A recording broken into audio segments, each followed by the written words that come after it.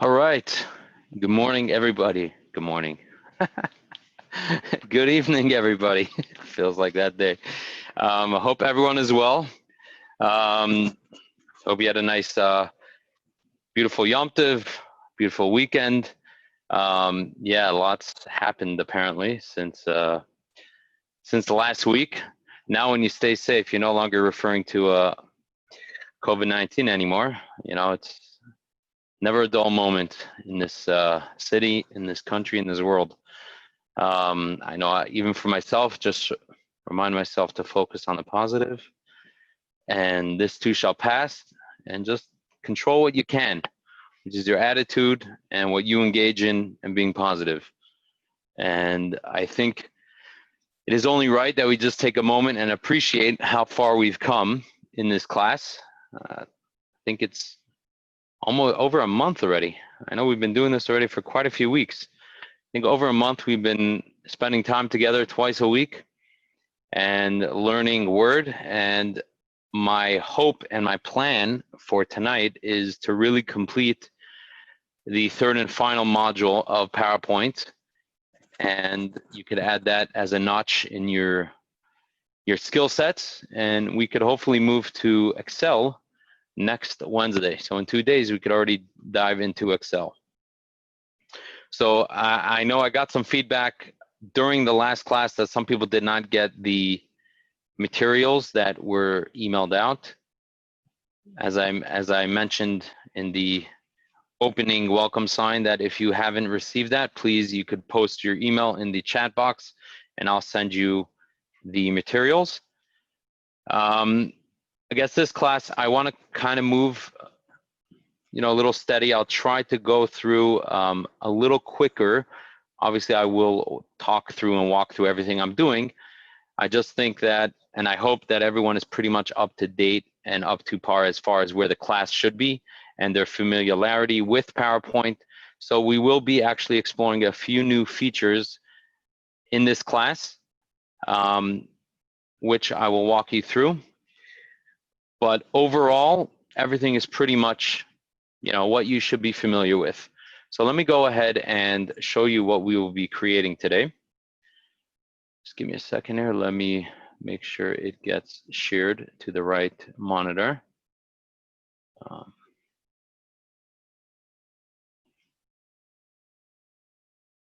second.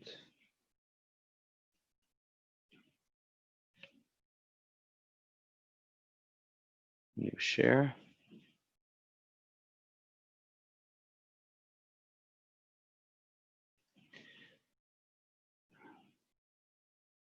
Okay, so let's start this again from the beginning. Okay, so here you're looking at the sleep well tonight. So we're gonna do a presentation in a scenario where we did some research on how important it is to sleep and in what age range, how much you need to sleep. Okay, so this is our presentation. So we got a little transition effect there, very cool. We're gonna also control the little animations there as well. We're gonna learn how to embed a video, which was asked by last class, both from YouTube as well as from our drive. So here it's gonna play. I'm not gonna play the whole thing, it's a random video. Oh, I can't pause, there we go. There we go. And then I'm gonna go through a graph here, nice fancy graph. And then we will finish off with a little table here with requirements, 0 to 3 months, minimum, maximum hours. And that is a wrap. So that is what we plan on doing tonight. And we will dive right in. So far, I don't see any questions here. So let me go ahead and share my PowerPoint with you. Just open it up, move it to the screen I'll be sharing. And Sorry, I lost all my Zoom tools. Where's my Zoom tools? There we go. Okay. All right. Now we're going to go ahead and enter.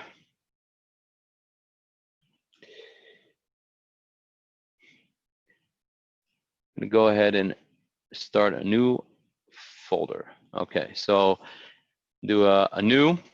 Now I did this time as requested. I did send you the theme that we'll be using. It's called the Wisp. So if you want to just go ahead and open that directly from the email, go ahead. As far as actually the videos, I did actually send a zipped video of the one to save to your desktop, as well as the YouTube link to the video that I showed. It wasn't passed on, which is fine. I'll show you exactly how to locate that video or how to input any video. So you'll be able to input a video regardless. So I already have a Wisp, but for those who don't have that as already a previous one or already saved, I'll just type in Wisp. W-I-S-P comes up here. I'll click on that. I'll click the defaulted layout, and I will click on create. And now I have that open here. It opens to my first slide there. Okay, so what we're first going to do is we're going to go ahead and change the layout. Now, if you remember how to do that, we don't do a new layout. We click on the layout button by home in the slides selection here. Okay, so if you're home by the slides, you click on layout. And what we are looking to do is convert this to a title and content slide. So go ahead and select the title and content slide.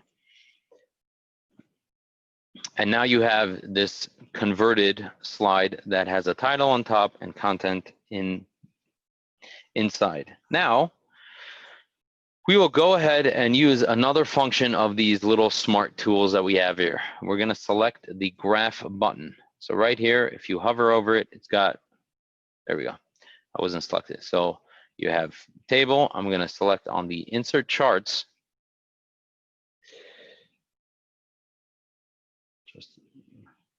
Just a second, I close the chat.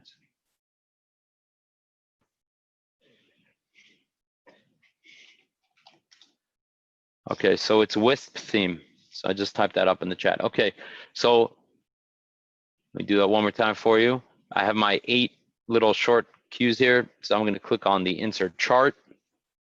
Pops up, gives me a lot of different options. Line, pie, bar, area, XY, stock. I mean, a lot of options to choose from. We're going to select the pie, and we're going to select the 3D pie. Okay, so it's called 3D. I don't know if all the PowerPoints that you're using are all in the same order as displayed here, but it would be under pie, 3D pie. Click on that, press OK.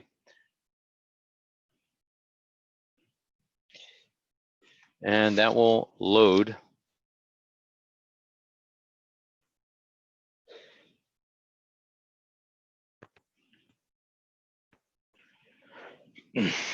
Now if you notice, what happened is 2 things. One, it gives you some default stats, first quarter, second quarter, third quarter for sales. It also automatically connects with it an Excel file, because this is where you're going to feed the data for the pie chart. So this is this independent Excel file that's directly connected to this pie chart. Okay, so it's actually connected to this PowerPoint, and you'll be able to edit it by your data, edit data, so you're not pulling this information from any other slide. Okay, so we have this in front of you, and we have now 4 columns. Again, if you want to insert a chart, you select insert chart in the smart tools, and you select on the pie chart element. Okay. So I have the first, second, third, and fourth quarter, and then I got sales. I'm going to change that up. I'm going to the top, so B1, okay, so column B, row 1, I'm going to select that, and I'm going to type 5 sleep stages. 5 sleep stages. Okay, then I'm going to go to cell A2, so column A, row 2, and I'm going to type stage 1.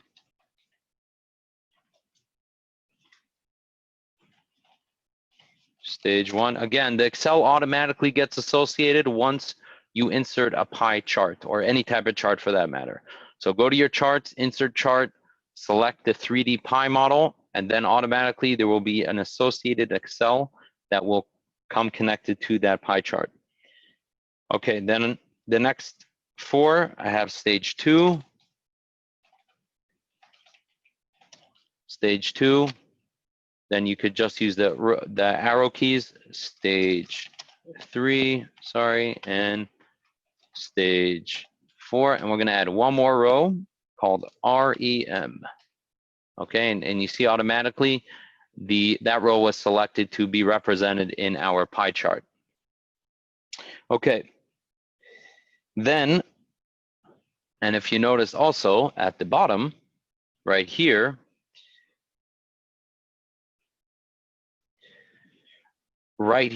is the 5 stages of sleep, which were automatically populated from the rows here. Okay, so as you put that data in here, it automatically converted the information in your pie chart. Okay, so now we're going to add some numbers there. Okay, so starting at B2, okay, so now this was A2, we go to B2, we do 5, go down, and now stage 2, B3, we type 50. Then stage 3 by cell B4, we type 5. Then by B5, which is stage 4, we type 15. And then REM, we type 25. Okay. So automatically, if you notice, the pie automatically starts getting converted and changing and evolving with the pie chart table. Okay, so I hope you got your answers there as far as Avi. The Excel file gets automatically inputted when you enter a pie chart or any type of chart for that matter. And as you enter that information into your chart in Microsoft, in the Excel file, it automatically gets populated to your pie chart or the chart that we're displaying. Anonymous, the 3D pie chart is one of the selections in the pie chart area. If you select on insert chart, you have columns, charts, you have a bunch of different types of elements. So here, if I show you here, you have chart, okay, here I'm not, oh here. So here, if you go to chart type, you have different types, just select the pie and you have your 3D pie over there. Okay. All right, I see Josh, you had the same question. I hope you were able to find the pie chart.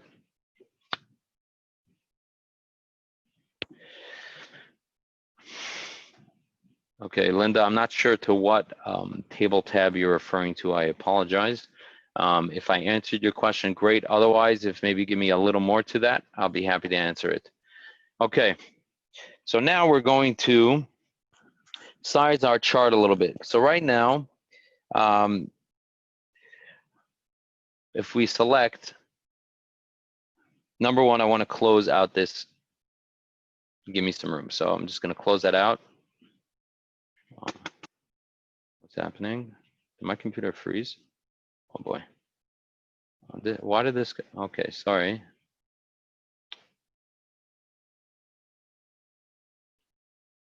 Okay, I'm going to close this. There we go. Okay, so just press X that out, okay? And again, if you had an issue, you go to edit data and then you can pull up the Excel file again. That's just going to the design, and by the data part there, you just edit data, and then you could input, take away, manipulate whatever information that you want. Okay. So now we're just looking at this pie chart in and of itself. Okay. So right now we still have a lot of the same formats here. You have here the height, and we have the width. Our height is 413. Our width is 9.75. Okay, so what we'd like to do is, first of all, we're going to go ahead and delete this title. Okay, just go ahead and delete that. So now all we have on this page is the 5 sleep stages. Okay. Now I'm going to go ahead and go to the format page because I want to now resize this pie chart. By the height, I would like it to be 6.5. So I could go up, up, up, or I could just type in 6.5, click away, and there I have 6.5. Then to match that, I'm going to do a 10.5 width. Okay, so it's be 6.5 to 10.5. Okay, that's how big I want it. Now, if you remember, I'll tell you what I want to do. Let me zoom out a little bit. Let me go there. Okay. I'll tell you what I want to do, and if you could figure it out on your own, go for it. I want to center this both in the page, directly centered, okay? So it's by a line. If you know how to do it, go for it. But I'm gonna go ahead and show you right now. I'm gonna go to the align button because you see it's all the way down there. I don't want it there. I want it aligned center. Okay, so this is gonna put it smack in the center of the slide, but I also want it in the middle as well. Excuse me. So I'm going to align middle, and there you go. That's simple.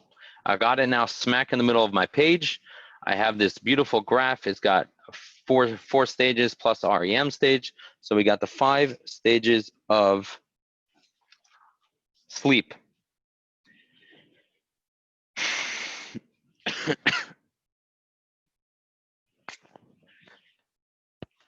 Okay, so Khani, it's probably because you're not selected on the pie chart. Once you select on the pie chart, it automatically will give you that option. Because look, see, it's grayed out, but when I click on it, there we go. You got to make sure you actually selected on it to get access to size it out.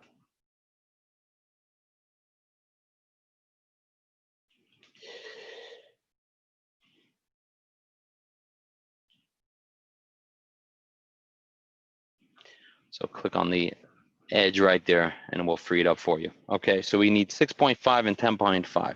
Okay, so now give everyone a few seconds because I know that was a lot.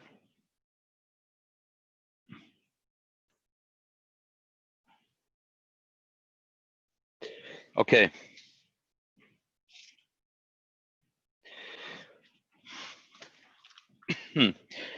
Again, if you're raising your hand and if you have a question for me, just please text it in the Q&A and I will answer that question. Otherwise, you could use the chat function with the other recipients if you wanted to get some answers there. Okay, so now what I'm gonna do here is I'm gonna select on the pie chart, okay? So what's important is not so much these options here. What I wanna see are these little tabs here. So when I select on my pie chart, I get three different little fields here. I have chart elements. This is where I could add, remove different features on this chart. This is my chart styles. I could change up the styles. And here is where I could filter the information that I want to show. Okay, so I'm going to go to chart styles. I'm going to choose the 5th one. So 1, 2, 3, 4. One second. It is the 5th one. Okay. All right, so I chose the fifth one, gives a little more smooth finish there. Okay.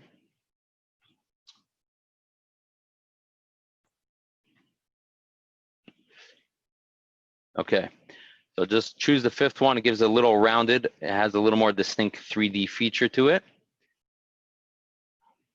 And by the way, maybe some of you noticed that where my data points moved.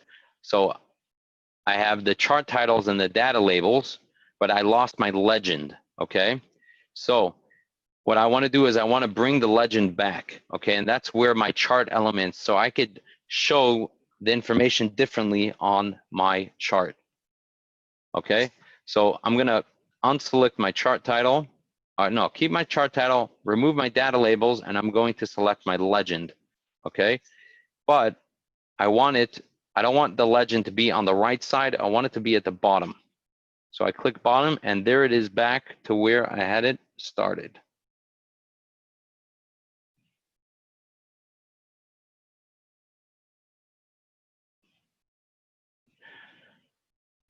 Okay.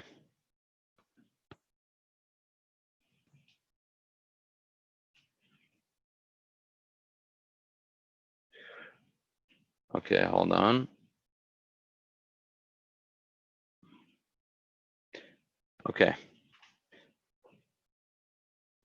I'm gonna, I see it's a lot. I guess I'm just debating if I should. Okay.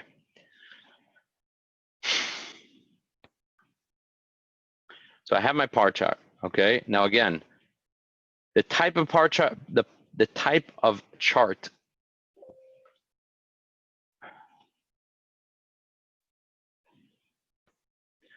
Okay, so here you cannot create a 3D combo chart. All right, so it's not letting me change my pie chart once I changed it. But in order to get my 3D pie chart, I select 3D pie as the option, and then I will have the 3D style. Now, I want to change the way the pie chart looks, okay? If I want to change the way the pie chart looks, I must select on the pie chart, because right now all I'm seeing is this blank screen or this beautiful chart, but no options to manipulate anything, okay? And as you can see, it's, oh, sorry. Oh, for those who live in Brooklyn or New York, there's a 11 o'clock curfew tonight. So if I wanted to get in the middle, again, I go to alignment, I align center, and I align to the middle, okay? And that will get me to align the pie chart exactly where I want it to be. Now, once I have it in the middle, I want to change the design. So in order to change the design, I select on my pie chart, and I have my three options here. So if I select on the paintbrush, I have a bunch of options here. I have this style, style 1, style 3, style 8, style 9, style 10. So we chose the style.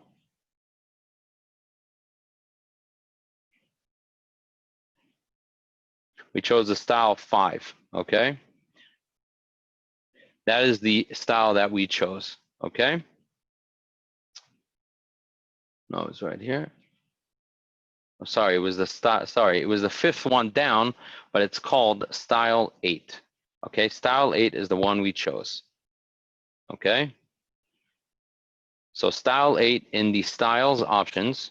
So you just hold your mouse over it and you will see the style in which it's called. You want to select style number 8. 2, 3. Style 8. Okay. Now, in that style, what happened was it moved my legends around. So how do I move my legends around to where I want it to be? First, I select on this plus sign. here, and I have the chart title, which is the 5 sleep stages, the data labels, which are the labels for each information. I'm going to unselect that, so you see I lost all my data labels. I'm going to select on the legend. What the legend will do will now show me color-coded what each color means and that proportion of it.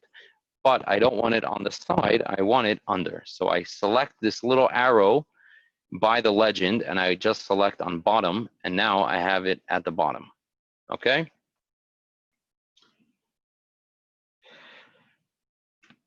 All right, so that gets the legend. Now we're gonna move on. Okay, so now what I wanna do is I wanna give a little color to the outline of the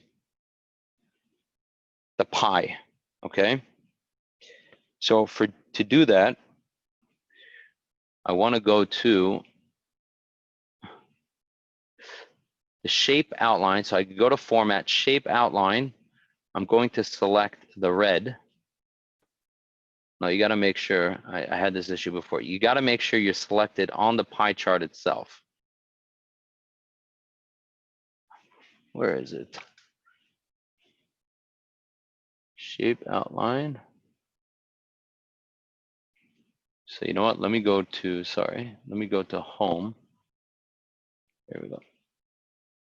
Why isn't it? Oh, that's why. Hold on. I think I did it, but it's not large enough. So if I do,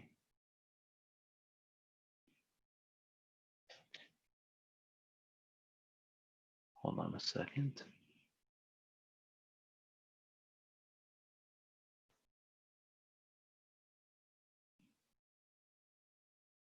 Solid line. It should be.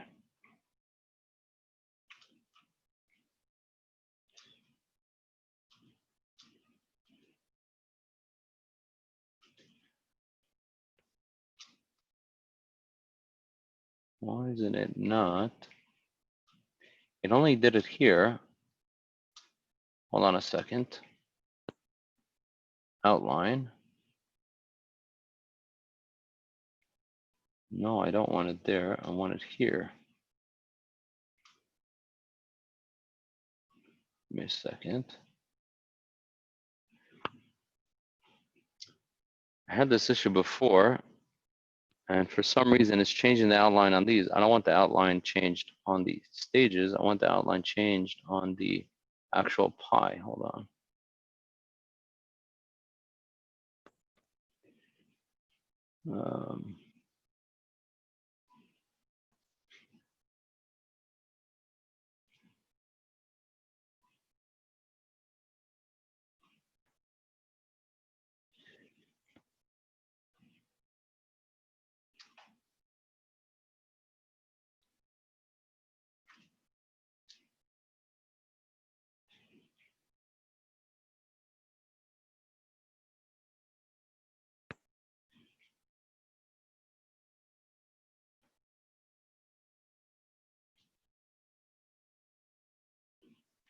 Give me a second. I'm sorry, I'm not. The only thing I can think of, maybe I used the wrong chart style, but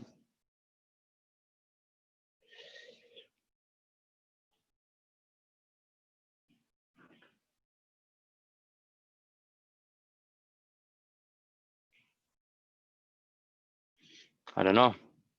I'm at a loss here because I had done it already, and I was wondering if I had selected and display the sizing handles. Okay, so center.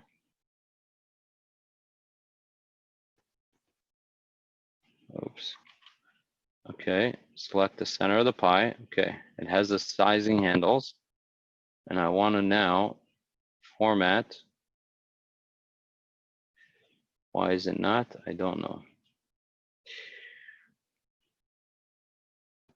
I'm sorry. I'm just gonna go to the next thing because for some reason it is not allowing me to get that outline. If you were able to figure out, God bless. Otherwise, we're just going to go to the next thing.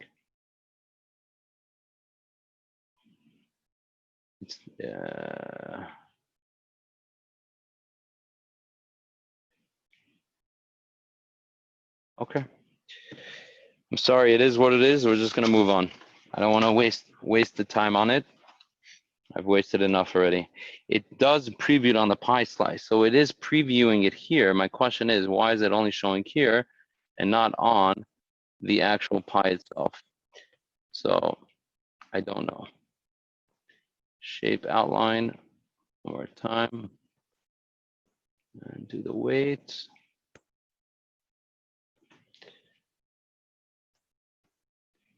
Okay, I don't know.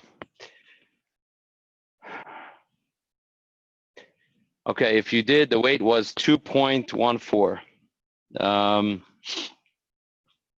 1/4. Okay. All right, moving along. All right, so officially it should be there. I don't know why I can't see it on the pie chart itself. Okay, so now we're going to go ahead and we're going to change up the title here. We're going to change it to, go back to home. Now we're going back to our regular formatting tools for text. We're going to raise the font by 32. So raise the by 32, and it's going to be Rockwell. So you could just type Rockwell, or I mean, you could scroll down as well. It is in alphabetical, but there's just lots of them. So just type in Rockwell, and there you have the new font for it. And we're going to go ahead. It's already bold. Okay, so make sure it is bold if it wasn't already bold. And that is that change over there. Okay, so now we're going to move on to the next slide. Okay, hope everyone's with me. The next slide, we're just going to go ahead and add a new slide. Just click on new slide. It's going to duplicate the one that we had before by default. So we have a title with information inside. Okay, and we will go ahead and now insert a table. So before we insert a chart, that's what gave us our pie chart. We're now going to go to the graph right next to it called insert table, select the insert table. Okay, and now this pops up rows or columns and rows. Okay, so this actually you could just use the up and down buttons. So here we want 2 columns, so get that down to 2 however you'd like to do so, and the rows we want 5 rows.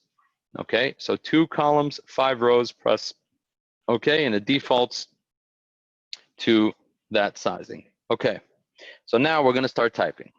Okay, so just make sure your cursor is on the top, and we're going to type in oh, my caps lock was on, that's why. Age.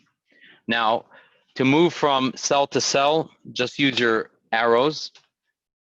Just click downward, and we'll start typing 0 to 3 months. 0 to 3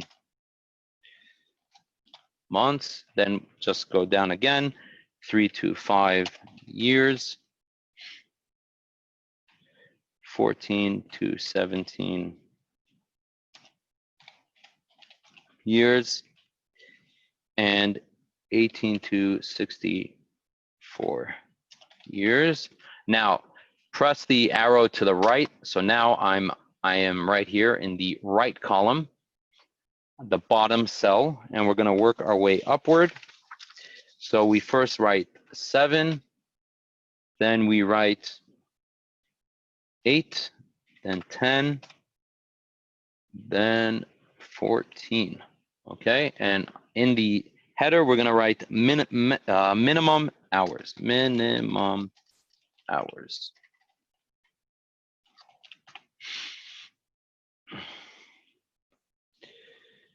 Okay, we have the minimum hours.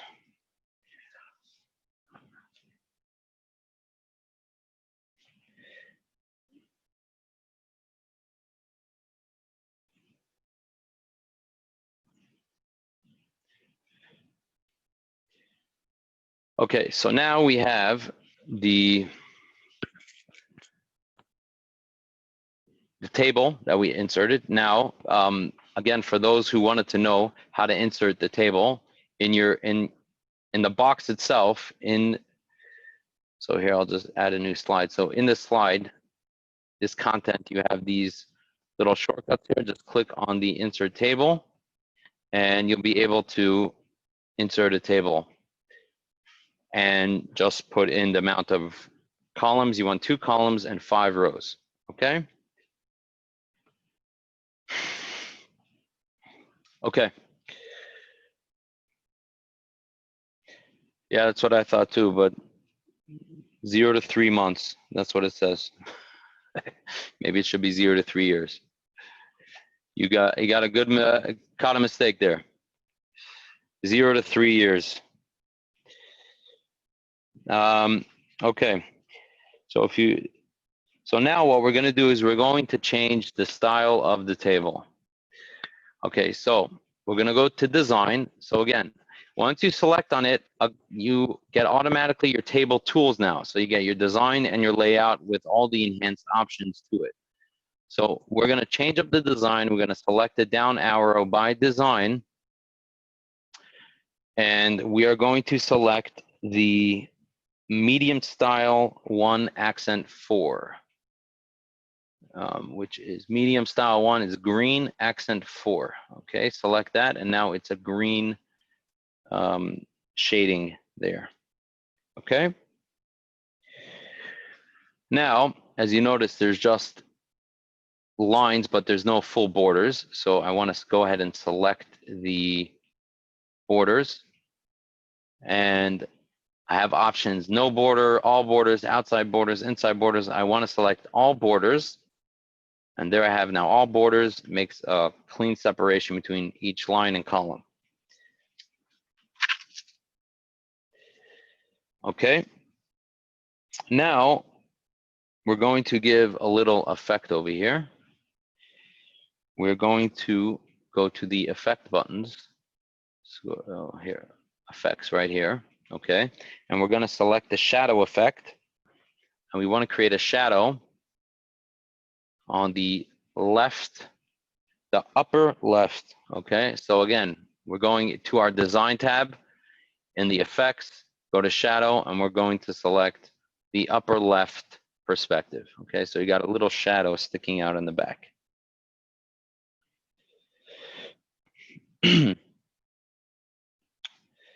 Okay, so now I realize that I forgot to add a row, and I need to add 1 more column. Okay. 1 second, any new?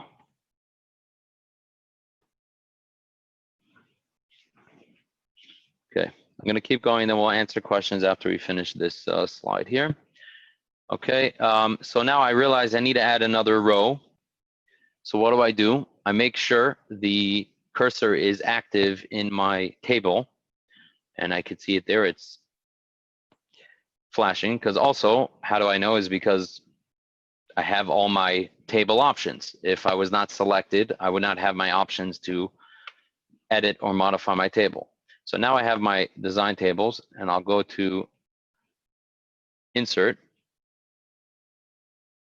No, sorry.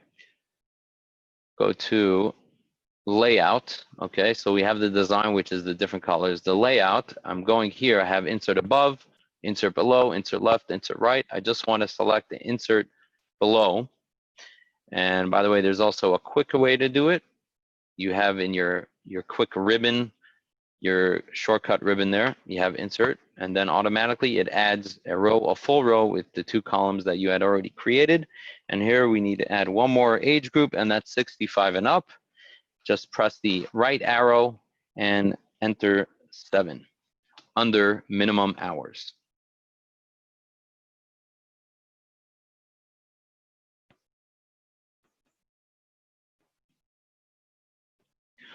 So the same way I added 1 row above, you could add it below, you could add below, add above. all your options are by layout options, by rows and columns. You have all these options here. Okay. So now I want to go ahead and actually add a column, another column. So how do I do that? I have my options here. One, I want to make sure I'm active in my cell. So here I could do insert, and it gives me insert columns to the left, to the right, above, or below. I want to insert columns to the left. Oops, nope, I don't want to do that. I want it to the right, sorry. So I could insert columns to the right, and now I have 3 columns, and still now I have 6 rows and 3 columns. Okay, now that I have 3 rows and 6 columns, I'm going to keep working. I'm going to start from the bottom. Since I'm already at the bottom, I'll just start from the bottom. We go 8, then go up, enter 9, then go up. We got 10, then 13, 17, and the title of this column will be maximum hours. Maximum hours. Okay, so we got age, minimum hours, maximum hours, and then I got my age groups and the time for each of that age group. Okay, so now I want to equal out want to change the shape of my cells. Okay, so if you notice here, you also have 2 by 3 and 9 by 7. We're just going to go ahead and manipulate one, and they will all be manipulated as I size it. So for the height, I want it to be 4. Okay, so here I can just go, or I could type in 4. There's 4, and then for width, I'm going to shrink the width to 6.5. Okay, so we're going to be a height of 4 inches and a width of 6.5 inches. Okay, there we go. So it should kind of be looking like this. Okay, now I want to get this to the middle of my page. So we just did that already with the pie chart. I'm going to go to align. Okay, and I'm going to align it to the center. Okay, exact center of the page, and as you can see, it's like smack in the middle of my well, it's not in the middle, but it's lined up with my crosshairs.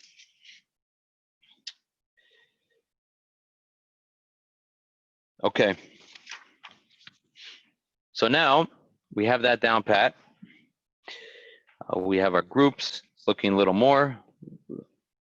nicer. Now I'm gonna add a title to this page called Sleep Requirements. Okay, sleep requirements.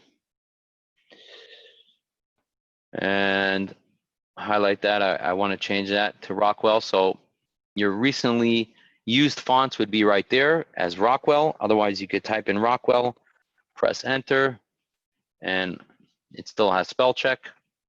Sleep requirements. Now, I want to add a line at the bottom as a reference. Okay, I want to mention my source. So how do I do that? Because I don't have any text boxes, I don't have any content, I don't have anywhere to add, right? So how do I do it? I go to insert, and I go to text box. Okay, and now if you notice, when I click the text box, I have this little funny, where's my mouse? Sorry, there we go. I have this little sword looking piece, and wherever I click, it automatically opens a text box. Okay, I'll do that one more time for you. Delete that. Okay, so now my mouse is ready. I want to go ahead and let me zoom out a little bit. Okay, there we go. I want to add text right under this box. Okay, so I'm going to go and add. Here's one way: add a text box. Click on text box. Otherwise, you go to insert and click on text box here. Whatever you feel more comfortable. Click on text box, and now you have this sword. You click on that, and there you'll have the text box active. And this is what we'll write. We'll write source National Sleep Foundation. Okay. Now, here's what I want to do. So now I have this new text that's on my slide. Okay. And I'm going to go ahead and I want it to be Rockwell, so it's going to be the same color as my previous text. I want to make it bold, so I'll click on bold. And then what I'd like to do is I want to raise the font to 20, where is it now? It's at, okay, I want to raise the font to 20, and I want to center it, okay? So I have my guides that basically, you see how it's lined up? When it got centered, it, right there, you see that? Right there. That's now centered right under my graph, okay?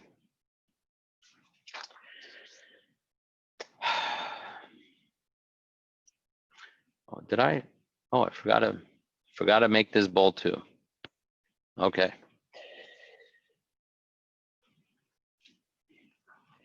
Okay, now we will take a moment to save this if you haven't done so already. So I'm gonna go to Save As, and we're gonna save this as, make sure you save it in the file you want. I have my Microsoft PowerPoint Class 3 folder. This is right now defaulted presentation 2. I'm gonna name this SC underscore PPT underscore 3 underscore sleep. And I will press save. Okay.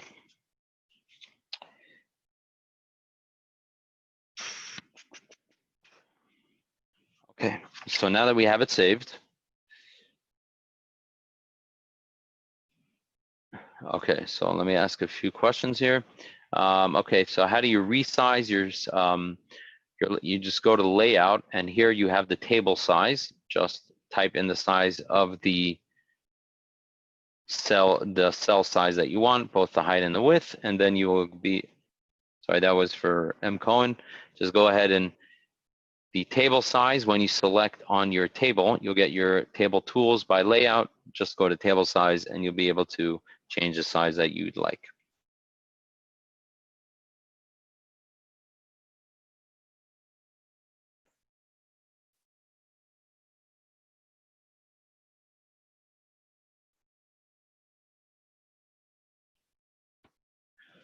Okay, so in order, just make sure if you select on the outer border and you get all your sizing bubbles there, then you know that all your cells are selected. So whatever borders or any type of rule you do on these cells, they will all be changed. So if it's a matter of borders, I could remove all my borders, and then I could add all my borders, and that's how I get it all done at the same time.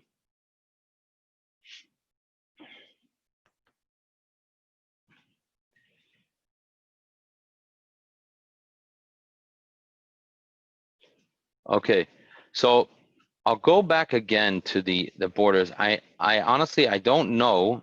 It should be showing up. I'm not sure why. Let me try something else here. If I choose another style, I'm wondering if it comes up.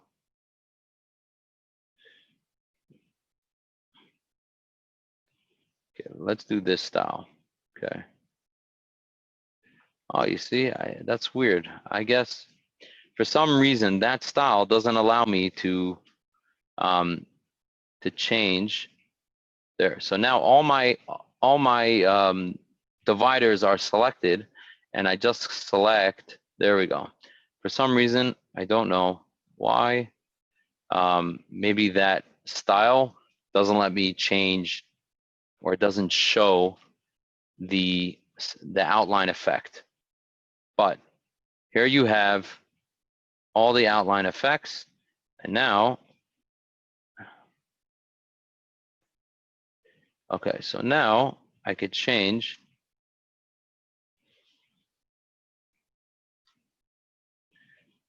Then I could change the, well, what I'm doing, I double clicked on it, so that's why it does that. Then I could change the weight to 2 1/4, and there. Okay, so I guess I must have done the styling on a different chart. They all look so similar. So that's how you would get it. You just select on the pie chart and you change the shape outline. And at the bottom here, if you notice, I'll zoom in a little bit. That's uncomfortably close. There, if you notice, it gives you a little preview of the outline of each shape.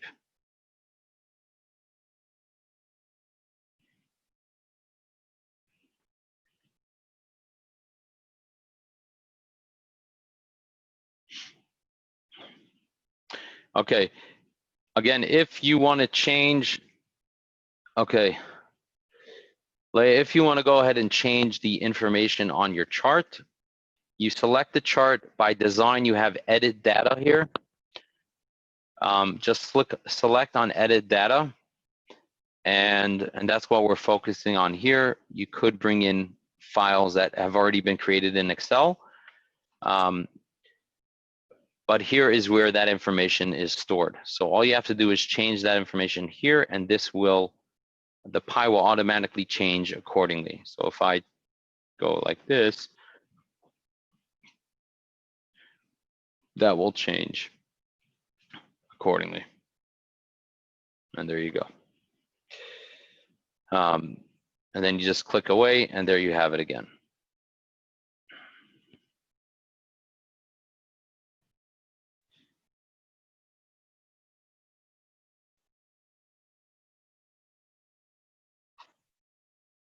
So apparently the style that I was able to get the pie chart working was called style 1. I mean, the outline working is style 1. That was allowing me to see the pie chart little outlines. So if you select pie chart style 1, you should be able to get that.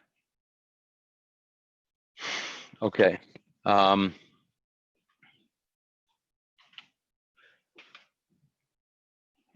Okay, the next part. So far, I haven't heard anyone didn't get the materials for this class. So what I need you to do is there's a file called SCPP reuse that was included in that material. I want you to save that.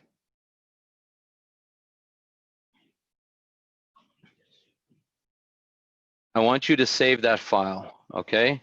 So if you got it on your email, you could just select it, and then, once you get a preview, you save as, and, choose a file that you'll be able to find quickly, because we're going to refer to that document in the next task that we're going to do.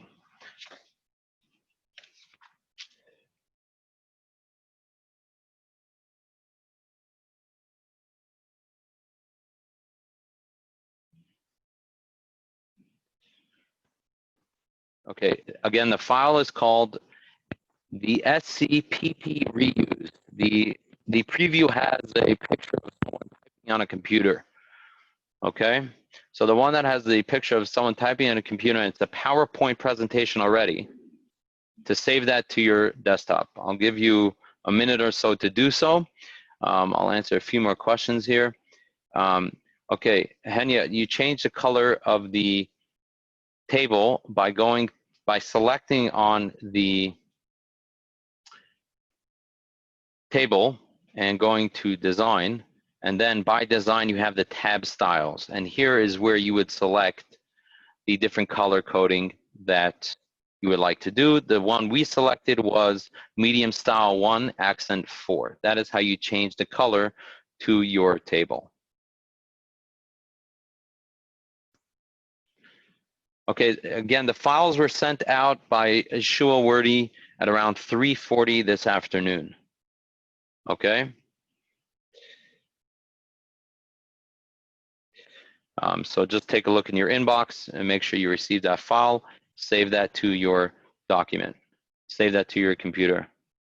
Okay, Anonymous says select data. Again, the select data does both. It selects the data, either the one that is already in PowerPoint that you're working from, or yes, you can import a data sheet from Excel to create a pivot table in PowerPoint. Okay. I'm going to assume, because I have no other way to do so, that everyone has downloaded the file. Okay. So now check this out. And I think a good use case would be, let's say you've been working on a PowerPoint presentation and then someone sends you some information that you gotta put into your PowerPoint. And they sent it as a PowerPoint presentation. So it would be extremely annoying to have to sit there and replicate each folder, whether it's copy, it's pasting, you have to match it. It could be extremely annoying, okay? So let's say you have this, someone sends you the that document, and now you want to use that in this presentation. So it's got to be easy, and you got to just be able to just plug it in without working any more time than you've already spent on your already current slide. So check this out. You select new slide, okay? Now, we already went through the standard types of slides that you do in a PowerPoint. Then you have duplicate selected slide, you have slides from outline, and then we have this option called the reuse slides, okay? So we're gonna select on the reuse slides. Now, I don't know if this happens in everyone's, but it should pop up or open up on the side.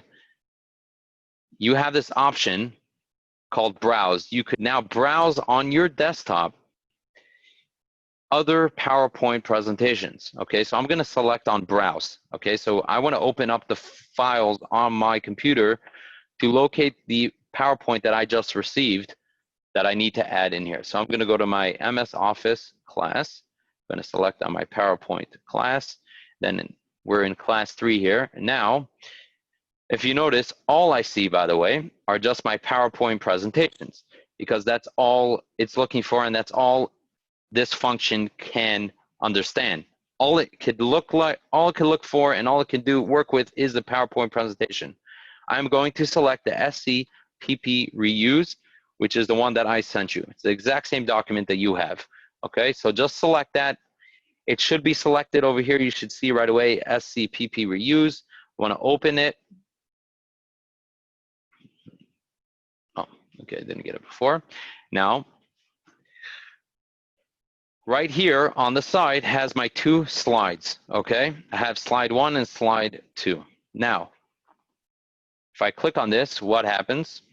It goes right into my slide. If I click on this, it goes right into my slide. Just like that, it keeps all these slide functions that I had previously, but it converts to the style that I have on this PowerPoint, which is WISP, which is really cool. Really cool, because it was a totally generic black style that would not work with this presentation.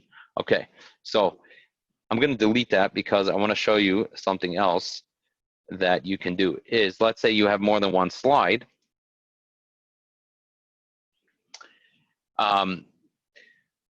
You right click and then you say insert all slides. Okay, and there you have, now I have inserted the 3 and 4 slides.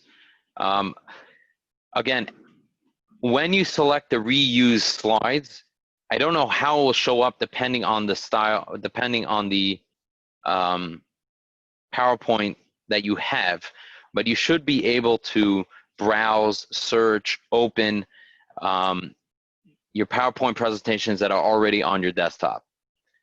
That option should pop up right away as you select the reuse. Okay, so now, right away we have now 4 slides, and that was a quick change over there. So now, I want to move a few things around, and I want to get a better visual here. So I'm going to change my view to the slide sorter.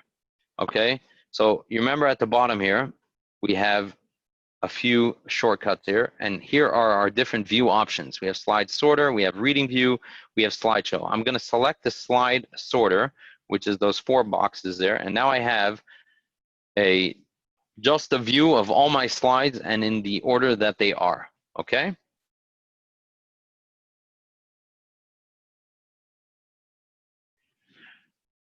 Okay, so when you're importing the new slides, that's a good point because I want to show you the difference. Let me go back to my normal screen because I realize there may be something that could easily miss. Let me test it for myself. I'm going to reuse slides, keep source formatting. If I do that, okay. So if you see what happened at the bottom, it says keep source formatting. So what I'm telling PowerPoint to do is don't change it to my current style. I want to keep it exactly how it is in its original document. So I don't want it like that. So I want to deselect keep source formatting. And now when I insert it, okay. So now I must have, that's interesting. So it probably saved my selection. So apply theme to all slides. Oh, I'm really experimenting over here. So apply theme to selected slides. Okay, so now,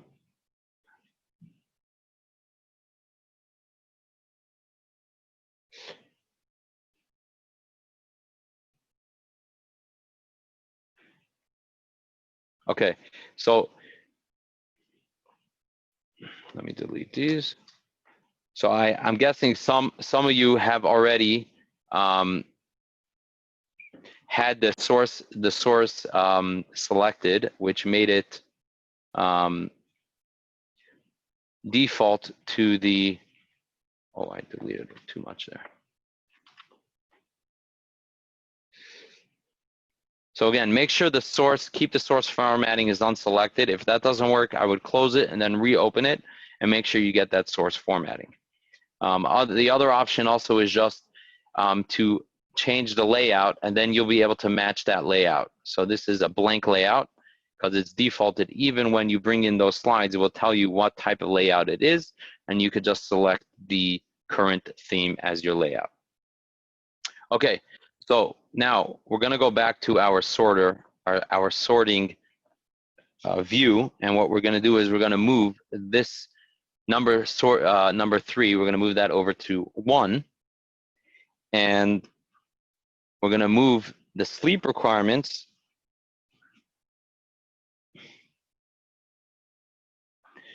no, I think that is the only move that we wanted to make here. I think that's the order. No, we want to do one more, sorry. Then I know. And then we want to move this to the second, okay? So this is what my slide should look like. I have my computer picture there, then control your exposure to light, then my pie chart, then my sleep requirements, okay? Let's make sure we save. Okay, now let's go back to our regular view. Okay, so I hope if you had a chance to save that picture, we're going to work on that picture of the sleeping man. So I want to go ahead and change this picture. Insert pictures from this device.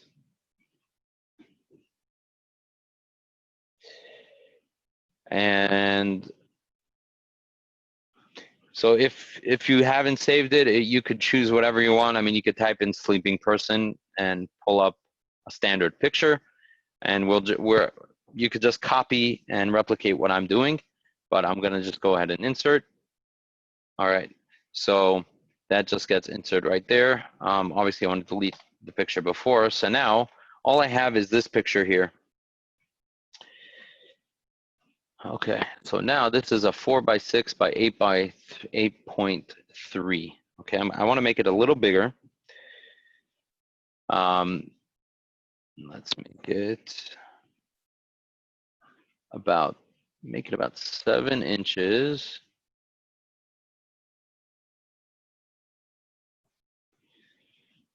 I think, no, it's a big picture. 6 by 5, and we'll make it a 6 by 5 by,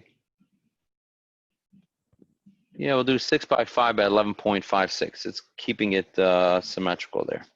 Okay. So now I hope you have your picture in there.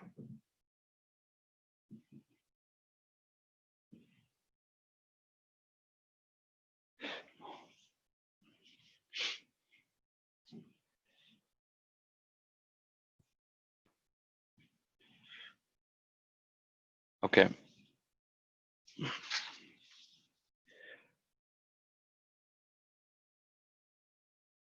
Okay, to delete the first picture, you just highlight it the same way here. Once you have the, when you select the picture, you get all your sizing options that are automatically included, okay? So once you have that, you just press delete and you'll remove it. Okay, by the way, if your title screen is still the old theme, just go ahead and you could just change the outline, because when the layout, it will show the old theme and then just select blank layout and then you'll be able to get the current theme. Okay, so that's just in case. So Khani or anyone else who still has the old theme there, just go ahead and update your layout and choose the current theme, because if you have the old layout, it will show you both your current layout and the current theme, and just select the one that's the current theme. Okay, so now we are going to crop. For those who are familiar with cropping, basically cropping is you're chopping off parts of the picture. You're literally shrinking parts of the picture. You're getting rid of it. You're not just resizing it. What you're doing is you're actually cutting off parts of the picture to get it. So yeah, don't worry the location of the picture. We're gonna anyway end up getting it centered somewhat, but in the meantime, we're just gonna modify it and play around with it a little bit. Okay, so we're gonna cut away a little bit. So when I press on the crop, I get these, over the sizing options, I have these dark black like frames, like bumpers on the picture. And what this does, it lets me resize the picture, okay? Now, what it's doing is it's getting rid of, the gray is what it's gonna get rid of. Now, the thing with cropping is that when you deselect the cropping and you save that cropping, that picture is no longer part of that picture anymore. What you got rid of is no longer there. It's gone. So you're like deleted part of that picture in its source. So, or in its source on this file. If you were to re-add this picture, it would go to however it was beforehand. But as far as making it bigger or smaller, it will not make it expand to what you got rid of. So for example, if I were to resize this, so what I want to do is I want to cut in, just lower it. I mean, I'm not going to give it exact, but here, you know, just leave maybe a little bit up here, take a little bit away from his pillow. Okay, so I just click away and there I go. So now, since I recropped, look, it's resizing exactly what it was beforehand. It is not going back to where it was. Now this is the new size of my picture.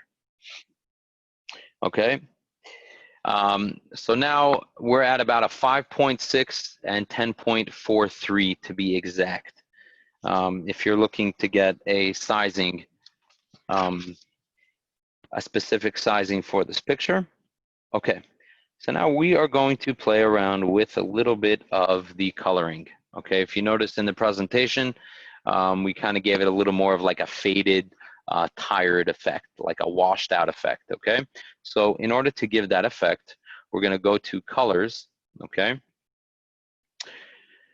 And we're gonna go to color tone, okay? And we're gonna give it the 4700K. That's the, currently the temperature is 6500. We wanna lighten it a little bit at a 4700 and just select that. Okay, so now it's a little softer on the eyes. Then we're gonna go ahead and change the artistic effect. So we're gonna give a little bit of an artistic touch to it. So now that I have to change the color, I'm gonna go to the same area, adjust. So I'm gonna go to artistic effects, and I'm going to select, I believe it's called the crisscross etching. So again, it looks like a little feathery there. If you want to know which one it is, if you have the exact same as me, then it would be the third row, fourth down. If you have a different layout, you could just hold over the picture and it will tell you that style. Okay, pastel smooth. So you could see here the different types of effects you could give. Here's some real modern stuff you could do. But we're gonna stick with crisscross etching, and now your picture should look something like that. Okay, so now we are going to add one more effect to that, because now we want to wash it out a little bit. Okay, we're going to soften it, make it a little soft. So we're going to go now to our corrections button. Okay, now the corrections, we're going to go for a soften, desired soften right here. So it's on the, there we go. Okay, so on the top I have, this is what it is now. We're equally sharpened, right? So we have 25 and soften. I'm going to soften it 50%. Okay, so I'm going to select soften 50%, and now it looks kind of blurry there. But that's the desired effect I'm looking for. Okay.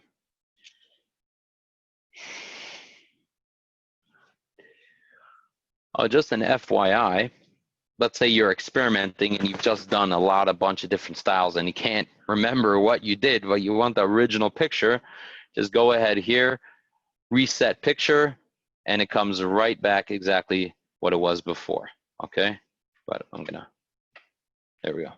So that's just in case if you wanted to know. And this goes reset picture and size, that goes all the way to the beginning. Okay, so that's just important to know when you're doing all these changes. How do you get back to the original to compare?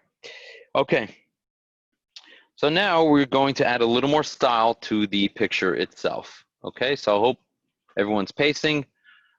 And we're all up to speed here. Now we're gonna go to our picture style galleries, which is right here, right? So under format, our picture styles, we're gonna select down and we are going to look, it's called the Bevel Perspective, okay? Bevel Perspective, which I think it's like,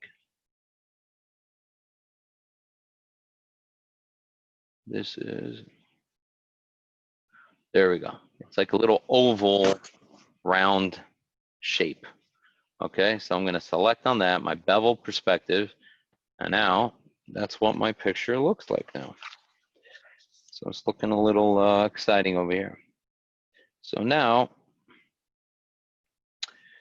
I'm gonna change the sizing. Now the size that I actually want for the height, I want it at a 5.5, okay? So 5.5, that's where I want my picture to be, okay? Now I want to get it kind of in the middle there. That's a little bit awkward, hold on. Because it's a funny shape.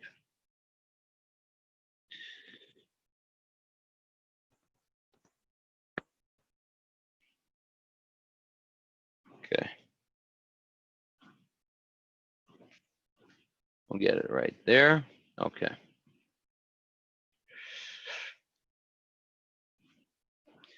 Okay. So now,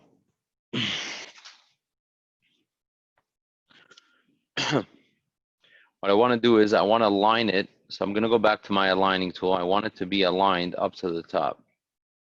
So where's my align? Align top.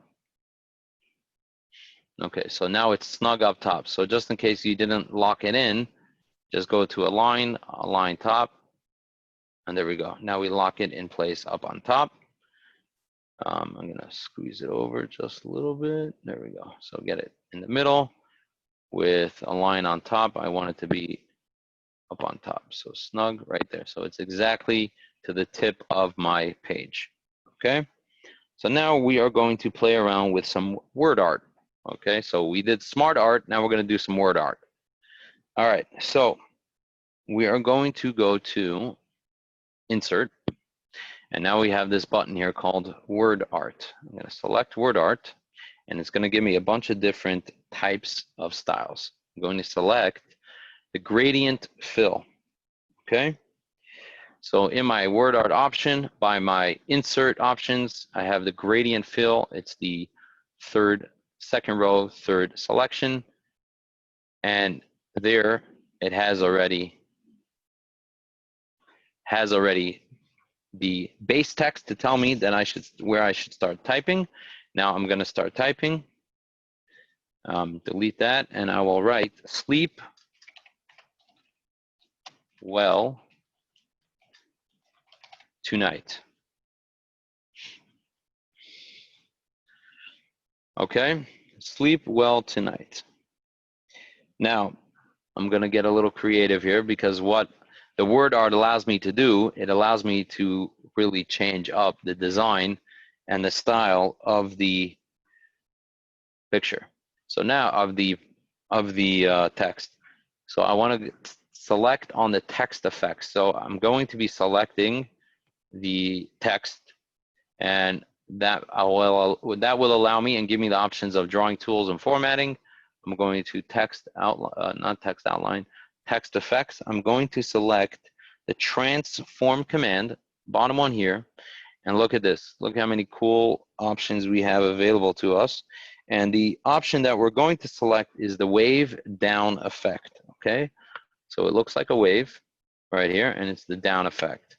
So if you just hold on it, you'll see wave down, and then if you could see, it's kind of blocked by the options, but it does give you a little bit of a view of what that would look like. I guess it takes a second there. Okay, but I'm gonna go ahead and just select wave down, and there you have it. Okay, then what we're going to do is we're going to now size the smart art. So right now, the default based on the standard font size was 1 inch high by 6.83 inches wide. What I want to do is 1.5, and then the width is, I want to do 10.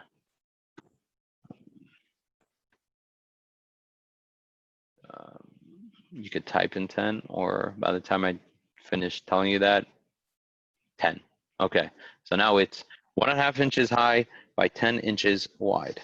Okay, so now what I want to do is I want to center, oops, selected the wrong thing. So,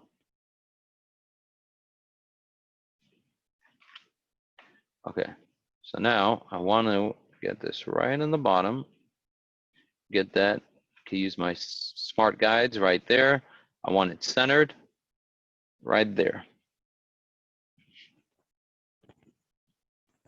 Okay, so it's centered at the bottom, right, clearing right under our picture of the guy sleeping. Okay, so now I want to change the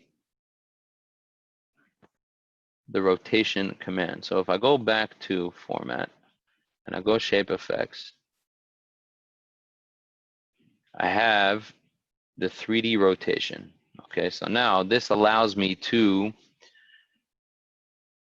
change up the, sorry, not this, sorry, text effects, sorry, I selected the wrong thing. Anyone have a question? Okay, so actually the phrase functions like a picture. You just, once you select on it, when you select on it and you get your sizing options, that allows you to move it, and then you get this, you know, the little target type thing, the 4 arrows, 4 directional arrow, you're able to drag it wherever you'd like on the page. Okay, so I hope I answered that question. Okay, so now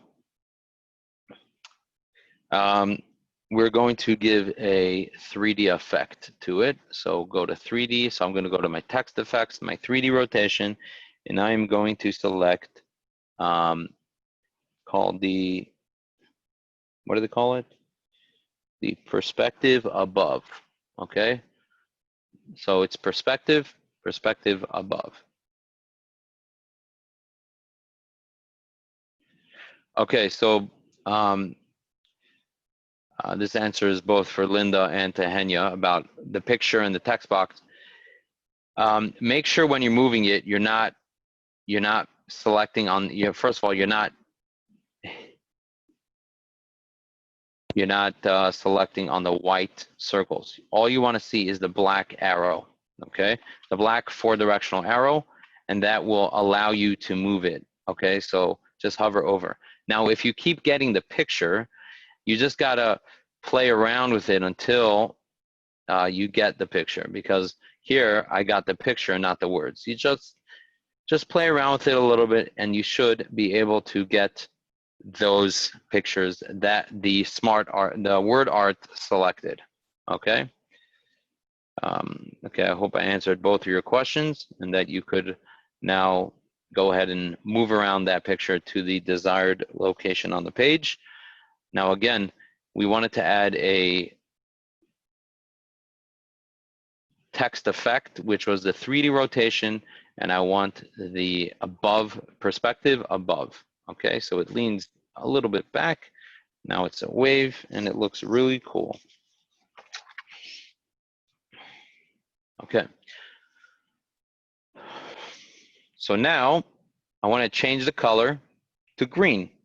So if you know how to change it to green, go for it.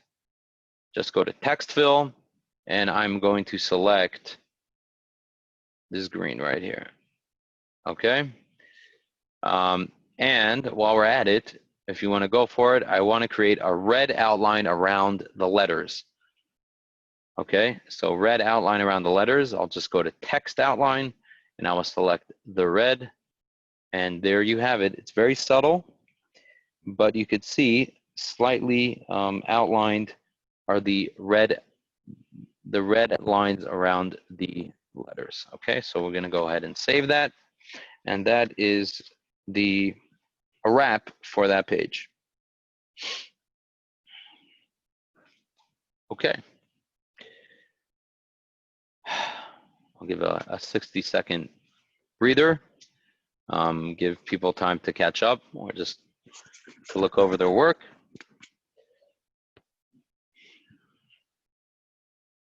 And then we're going to go ahead, we're going to start working on the second file, the second slide, the one that we imported from the other file, the reuse folder. So just my intention tonight, really, and I'll stay longer if I need to, my intention tonight is to finish this presentation. I want to go through this with you, the whole module, and I will stay after if you have any questions. If it's after 10, I think it's important, instead of trying to finish it up in the next class and then kind of schlep it, I'd rather let's get this done tonight, and I'll give you the time afterwards. And of course, you could always email me if you have any questions, and so that we could start fresh in Excel on a Wednesday. Now, I know you have the whole weekend in between, but I think it will at least also give you time to play around with Excel and just get used to the different functions, so that next week we could just dive right into Excel as well and continue where we had left off. Okay, so now we're going to go on to slide 2. Okay, so this is what was imported from our previous slide. Now, this is just a general font. What I would like to do is change this to word art. Okay, so all I got to do is just highlight that. Okay, so I'm going to go to my second slide. I'm going to highlight it however you want to highlight it. Just make sure there's a big gray box around it. Okay, because now you know that whatever changes you're going to make, it's going to affect those letters. Okay, so I'm going to select the second option. Okay, so it's red dark fill. Select that, and now, excuse me, I'm going to be selecting that one as the selection for my word art. All right, and now what I will do as well is I'm going to drag the move a little bit just right there, okay? So I want to now, instead of it being the full length it was before, I want it to stop right there. So I have control your exposure to light, okay? And you could also change the font. Let me go ahead back here. I'm going to change it to Rockwell. That's our go-to font today, Rockwell. And also, by the way,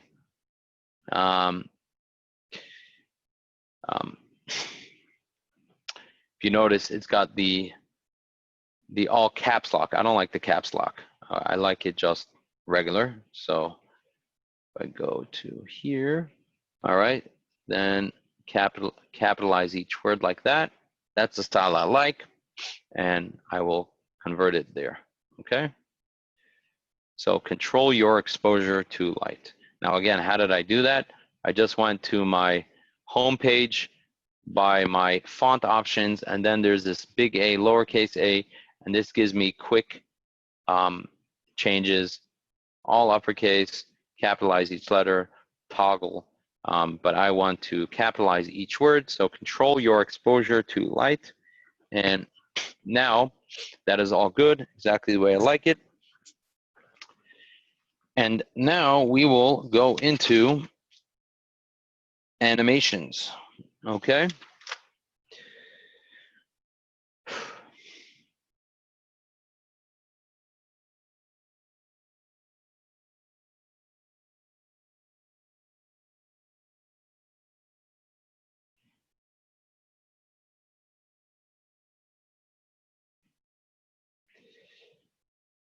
The word art I used was the red, this one here. It's called the dark red accent color one with a shadow.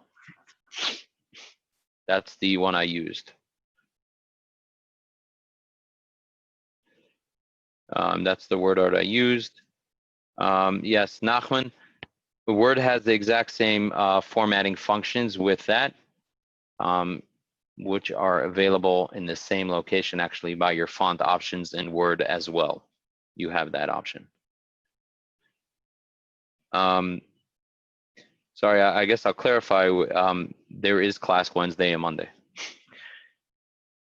All I'm saying is that I want to start Excel. I'd like to start our Excel class this coming Wednesday, so in 2 days from now. Okay, so it looks like we are all up to speed. Okay, so now we are going to start playing around. So last class, we learned how to add a transition from slide to slide. Now, what we're going to do today is we are going to learn how to create animations within a slide. So not just a transition from page 1 to page 2, but within the slide 2, we want to show different things at different times, okay? So as you can see right away, number one, first make sure you're home, you want to be on the animation tab, okay? Make sure you're selected on the second slide and you're on the animation tab. And notice everything's grayed out because I haven't selected anything. But if I select this, I now have all these options to choose from, okay? So what I want to select is I want to select in the float in option. So float in right here. So it's the fourth one, appear, fade, fly in, float in, okay? So when I click it, it just floats in. Now notice a few things. Number one, I have this little one here, okay? I have this number one, which is telling me the order in which it's going to happen, which we'll appreciate in just a moment. Also, if you notice, it's coming from the bottom. I don't like coming from the bottom. I want it to come from the top. So I have this feature called Effect Options. So it allows me to float down or float up. I want it to float down. Now, when I do float in, see, it defaults to floating up. I want it to float down, and now it is floating down.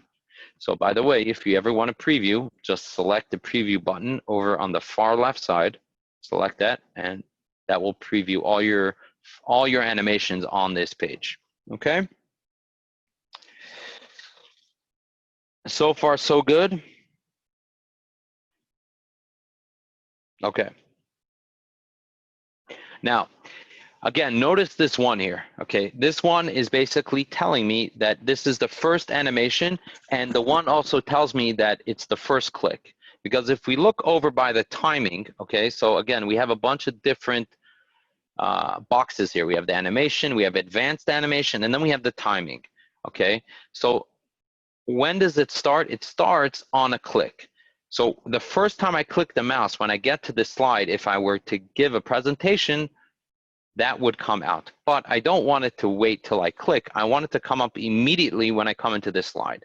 So how do I do that? I select the drop down and I do with previous, okay?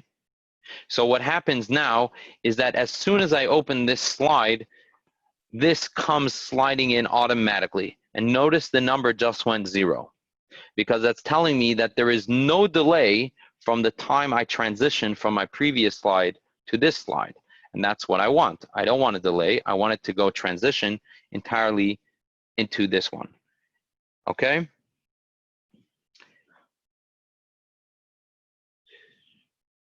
And by the way, I would like it a little longer. Okay, do we have any questions?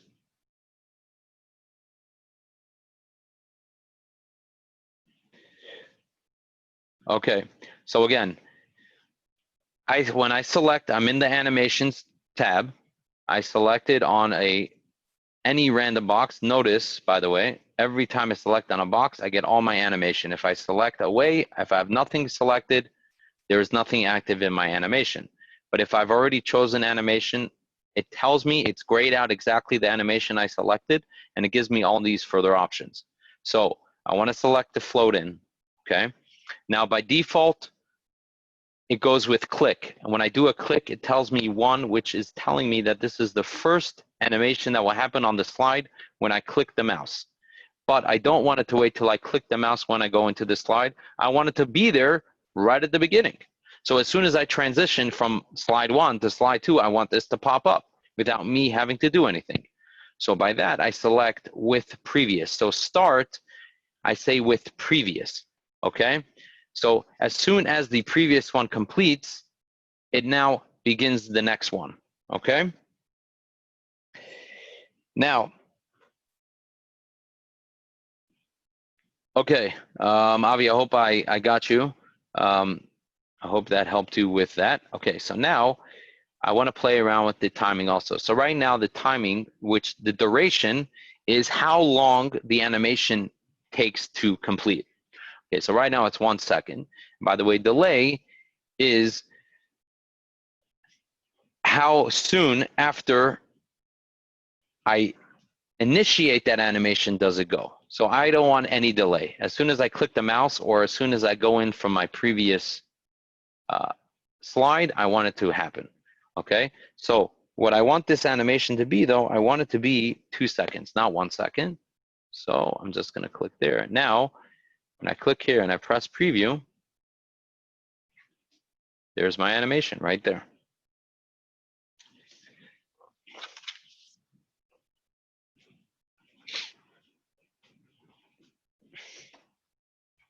Okay. How are we doing? I hope so far so good. Now we're going to go to the next box. So now this box, it's got a lot of moving parts. So this box, I want it to fade, okay? So I'm going to select fade. Now watch what happens. Okay. Notice a few things. Number one, I got 1, 2, 3, 4. What did it do automatically? It automatically looked at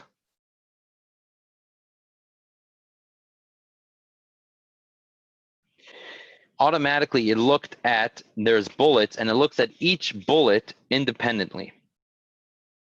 Okay? But I don't want it to look at it each independently. I want it to fade in all together as one, okay? So how do I do that? I go again to my effect options, okay? So notice, by the way, when I select here, my effect options change. Okay, I have float up, float down. But here, it's all bullets. It gives me different. As one object all at once or by paragraph. Right now it's by paragraph, so each one comes in independently. Okay? What I would like it is I want it all at once, okay? So notice the timing is all sequenced all the same time, okay? And again, I want it to be 2 seconds like previously. Now, watch preview. There, and then fades in 2 seconds, and that is a wrap. So make sure you save it. Okay, how are we doing? See, by the way, once you get a hang of this, you could really go all crazy and make it look really, really cool and make it look really difficult, even though it's just the touch of a button. Okay. Okay, Henny, I'm not sure when you're saying nothing changes in your animations. I don't know what you're referring to, but just make sure if you want to see what changes you made or as far as the animation, just press preview and you'll see if there are any animations and how they will function in your slide. Otherwise, I hope okay, you got it, good. Okay, so that is a wrap as far as this is concerned. Okay. So we're gonna get to the video part. Now, the video, there's a lot of different options. Now, I realized when I was preparing as well, I guess there's probably different ways to get access to a video online. That's for sure. Because for me, when I do insert video, it automatically goes to my files, okay? So again, it only looks at video files, but I don't want a video file, I want to pull a file from YouTube, okay? But I'll show you both methods, okay? So first, I'm just gonna do, you have a video file, whatever it is, maybe it's of your kids, maybe it's a production you made and you want to insert it, or a marketing video, advertisement, whatever it is. I got cat, it was a cute cat, and it was really short film. I found some website, I forgot what it was called. It has like a bunch of free stock video. So I just downloaded it. I'm going to press insert, and there it is, okay? So there's my video, it has my controls, I press play, and there is this little guy, he's so cute. Okay, so again, I have all the same features as I would with formatting and the look and the feel and everything, okay? So the size of the video I would like is height of 3 inches, 3.3, 3.3, okay. Okay, so I want it 3.3 inches wide. Rest assured, I will show you exactly how to pull a YouTube video as well once we get this done, okay? Now I want to line this up right on the, exactly right, there we go. Right on the tip of the page, lined with my other box here, okay? And I'm going to play around with the color saturation a little bit. I want it a little faded out, okay? No, this is the corrections, okay? Really faded out, so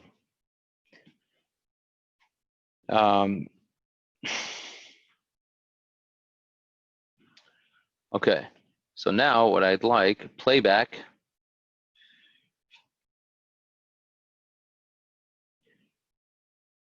Okay, so now with the picture itself, I also have the option to control when it starts playing. The same way with other animations. I have in click sequence automatically when clicked on. I want to do automatically, okay? So as soon as this field, as soon as this slide loads up, I want it to start playing, okay?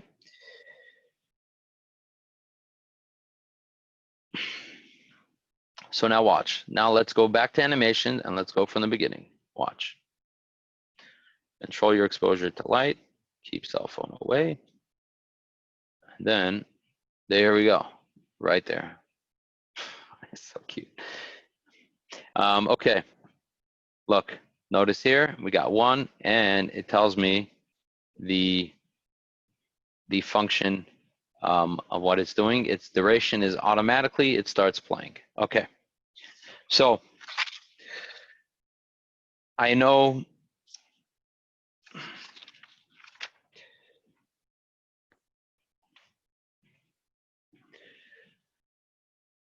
okay, so I'm going to delete this now, and we're going to go to a YouTube video. Okay, so if you would like to know the video I selected, it's called, where is it? Let me go to YouTube. I think it's 8 tips to better sleeping also. I typed in healthy sleeping. No, let me go to YouTube, sorry. Okay, I'm just gonna go to YouTube and I'm gonna type in healthy sleeping, all right?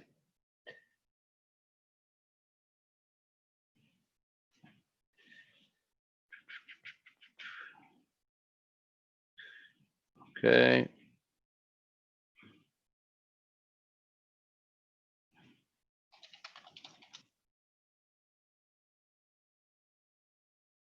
Healthy sleeping.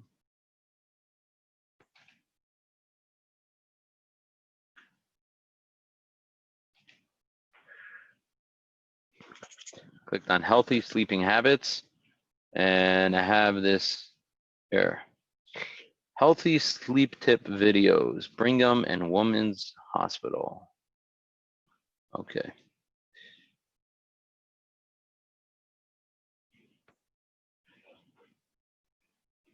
Okay. Okay, I don't know if you could hear that audio. Okay, so I'm going to assume you've found a YouTube video or look for one as I'm talking of what you would like to enter into your little box there. I don't care what it is. It doesn't matter. I'm just going to stick the theme because we're talking about video. I mean, we're talking about sleep, so I'm going to stick with a video, sleeping video, but you can do whatever you want. Okay, so now again, for some, when you're clicking on video, it may actually give you the option to search YouTube directly. However, in my case, and maybe many others, it does not give me that option. So now I got to figure out, where do I get the video option? So now if you notice, if I go to insert, I have, first of all, I have to be selected on my box, okay? Now, if I go to insert, I have here video, okay? Now I have online video and video on my PC. Now my default goes to video on my PC, but I want an online video, okay? So here, it says enter the URL for the online video. Now, how do you get the URL? Let me go ahead and just share. I'm going to, sorry. I'm gonna give you a new screen share. That is here, okay?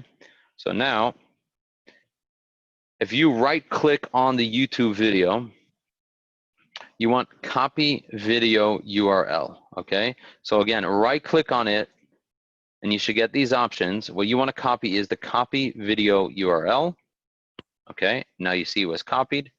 Now I'm just go to a new share. I'm gonna go back to our screen here and I'm just gonna do paste, okay? That is my URL that it's looking for. I'm going to insert. Now watch this. And there you have it. Has all the functionalities and it's exactly like, by the way, it's saved and it saved all my preferences for the slideshow itself. Okay, I did want to make it a little bigger though. I think the size that we wanted was what was it, 3 what was it, 3.3. Okay, I'm going to resize that to 3.3. I'm going to move that over again right there. Okay, so now let's watch it from the beginning. I'm going to go to my animation and I'm going to preview.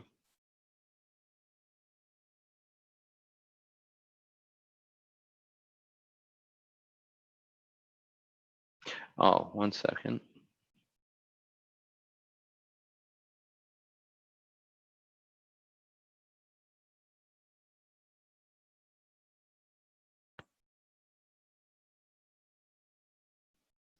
One second. Why is it not playing? Oh, it had to load. Okay, hold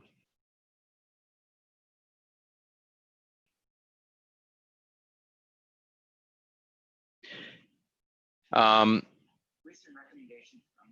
Okay, so as far as shortening the actual video,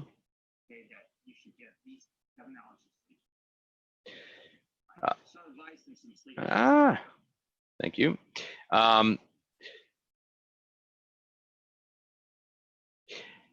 You can't really shorten it just because you're just pulling the YouTube video from the web. So you would probably have to shorten it elsewhere before you bring it in. So let's see here, reorder, move earlier. Let's just see, you know what? Let's check this out. Does it give me any ability to crop? Video border? No, that just crops the video. I don't want to do that.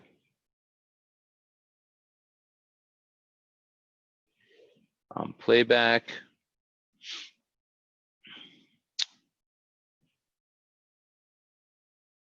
Automatically. Okay, so that should all be there. Let me test the animations one more time. There we go. That's why I wasn't playing. Okay, let's try it again.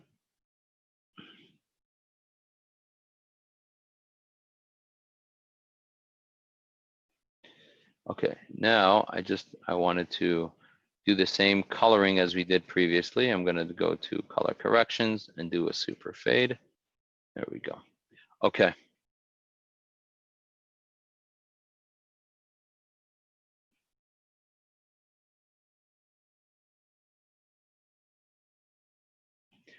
Okay, I'll show you one more time where to insert a video from online. If you do not default that on your insert page, when you select on your video and you go to insert, you have video on the last section there on the right side. You have media. So don't select on video, select the down arrow. You have online videos and you have video on my PC. So just select online video and you will have access to that. Okay, and then you can just go and you'll enter any URL of that video and it will pull it automatically from the web. Now, obviously, if you don't have internet access, you won't be able to access that video. Okay, just make sure to save. Okay, so now we're going to do one more effect and then that's a wrap. Seriously, that's a wrap. And you could all congratulate yourselves for completing the PowerPoint presentation. And this is it's really exciting. We're really moving along here. You know, it's like the middle is sometimes hard because you lose the excitement from the beginning, but you know, and then you know the end is like you're looking forward to the completion. But here we just finished the middle ground there. But here, let's go back to transitions. Now the transition that we're looking for the ripple effect. Okay, so I'm just going to select down here. It's called ripple. Where is it?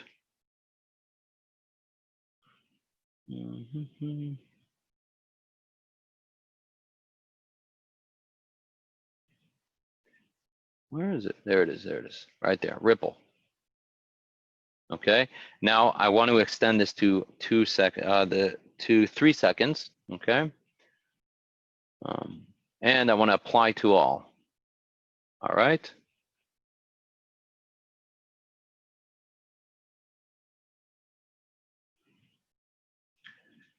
Okay, M. Cohen,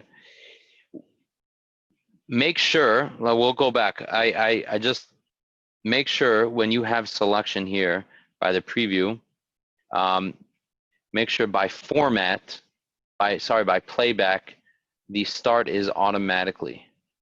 Make sure that your playback option is automatically here. Don't look at the animations of the slide, because that's going to be different. You want it to be automatic. So when I'm previewing it,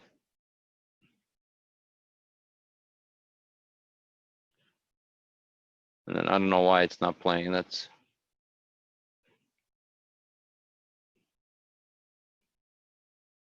I don't know. That's what I thought I had an issue with, but in any case,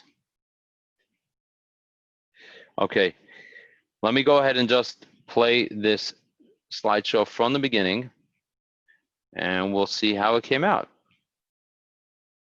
And you could all do so as well. Enjoy your finished product.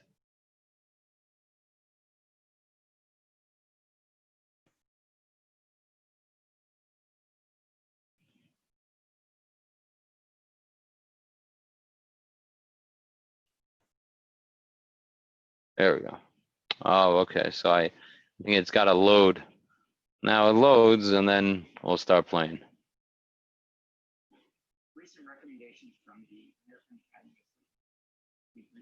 And then if I click my,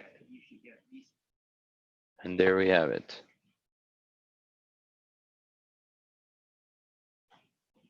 Okay, beautiful. I think you should all give yourselves a round of applause. Okay,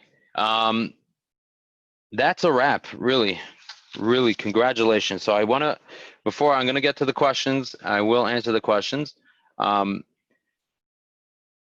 So a few things before we wrap up here. Number one, I did send along with you some apply your knowledge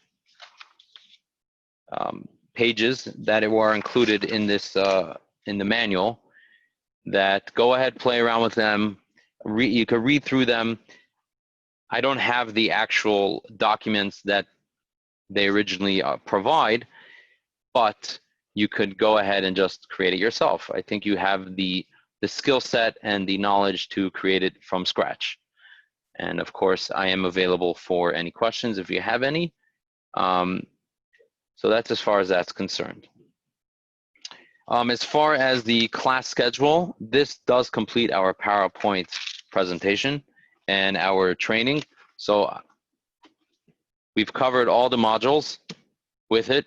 I hope you all walk away with a good, confident, comfortable understanding of how PowerPoint works, and that if you haven't done so already, go out there and start creating wonderful PowerPoint presentations, whether it's to enhance your resume, whether it's to impress your bosses, or just to give over a nice presentation to share some great wisdom and knowledge, like how to sleep well at night.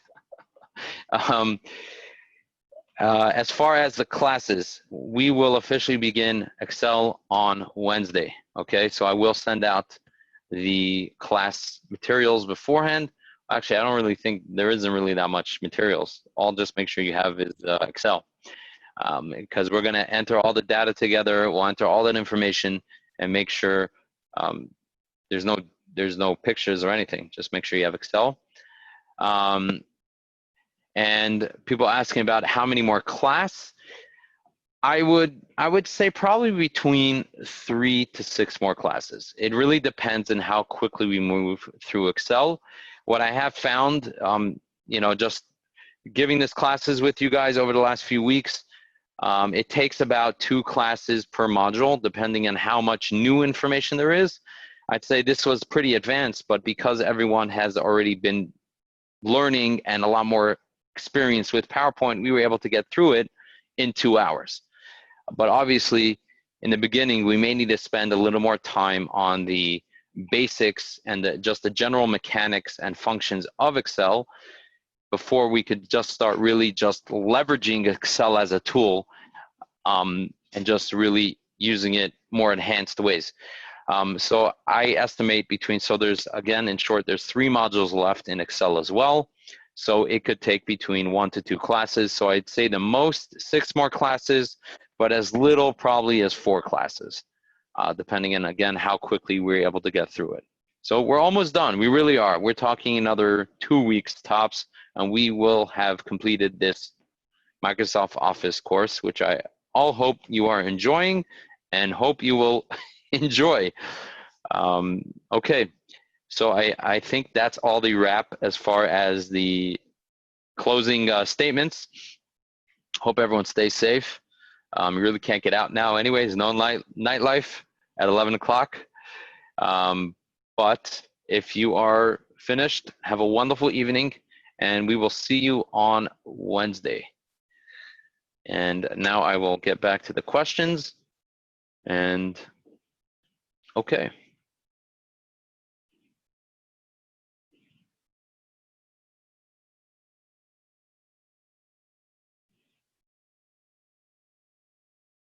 Okay, so Avi, the difference between a pie and a chart is really just, it's visually, but it's also the type of information that you want to display.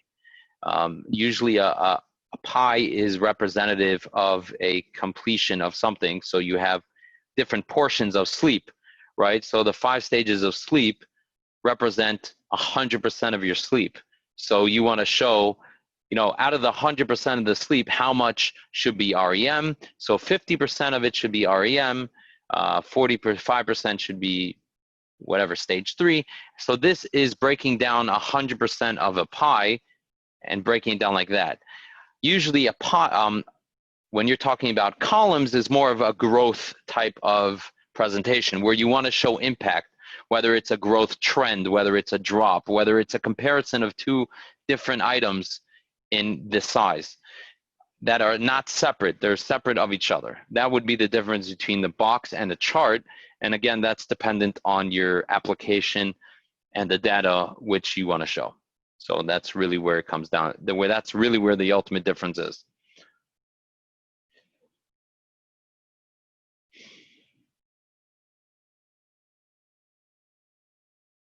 Okay, again, Yeshua, we're starting Excel on Wednesday. Wednesday is Excel, so then our next class will be Excel.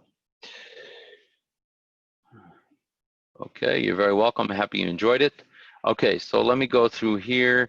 I'm just going to go in order. So I think here, okay, hold on.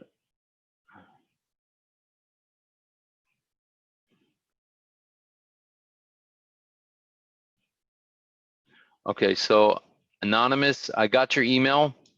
I'll make sure to send you something, or add you to the email list so you'll be able to get moving forward all the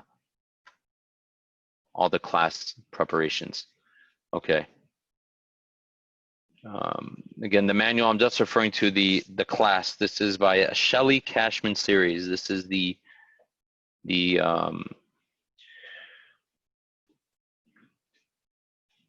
teaching, the assignment and the teaching model that we are using for this class.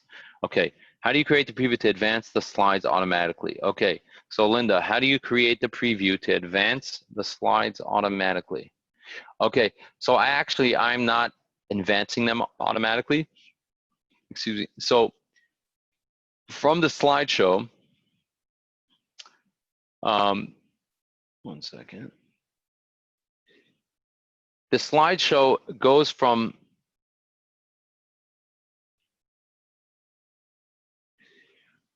let me close this, sorry. No. The slideshow moves from slide to slide when you click on the mouse. That is its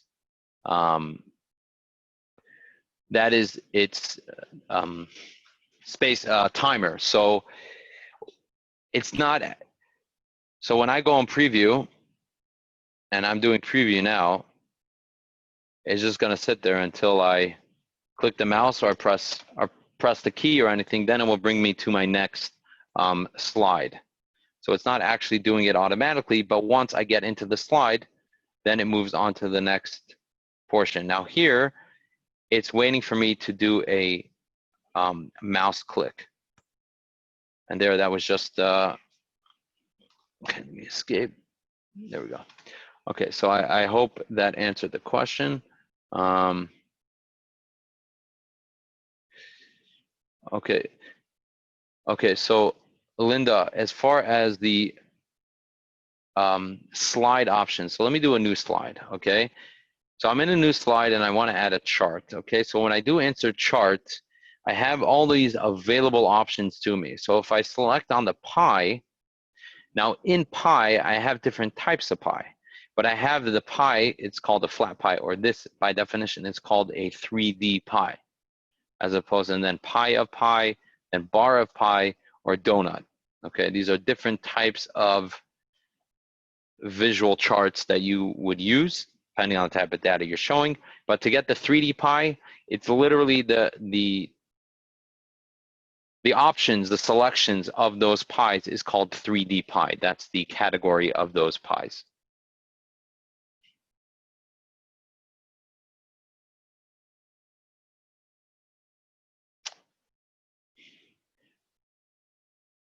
So, okay, you got it. Okay. Okay. So again, the slides only react to, the slideshow is only functioning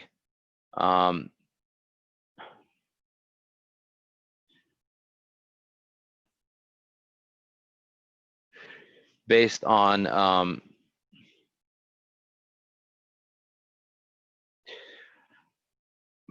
your mouse clicks. So when you click, it knows to do the next thing. And of course, you could use timings as well, rehearse timings.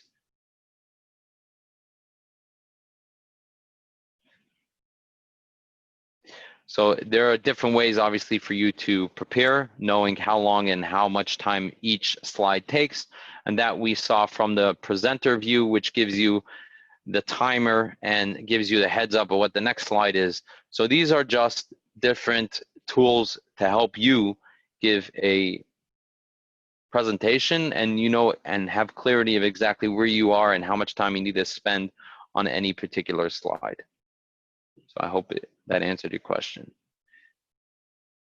Okay, so how do you copy the URL and insert it in the box? Okay, so if I go to insert, and I'll just add a new slide here, insert, home, new slide. Okay, so I'll click here, insert. So when I select online video, it gives me enter the URL on the online video. So I would have to go online. Let me show you again. I'm going to give you a new share and I will show you the YouTube share. Okay, so now you can see that I'm on the YouTube. When I right click, I get a bunch of different copy options. I have a loop, copy video URL, copy video URL at current time, copy embed code, copy debug info. I want to copy video URL. So you saw that little link picture there. Now I'm going to go back to my working screen and I am just going to right click, or I could do a control V as well, or I right click, I have the paste option, I press insert, and there you go. Now your video is embedded in your PowerPoint presentation.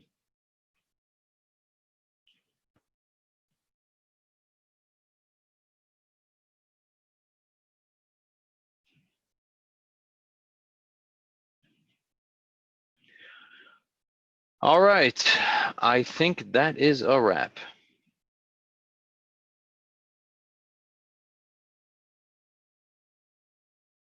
Oh, okay. Okay, so again, Linda, I'm sorry, I'm assuming you're referring to inserting a video online and copying the URL. So I'll do that one more time. I'm going to go to insert, I'm going to go to video, and then instead of video on my PC, I'm going to go to online video. Okay, so when I select online video, it gives me now this link that will now pull that video online. So obviously it's only going to be available online. So then I'm going to switch my screen share, new share. I'm going to go to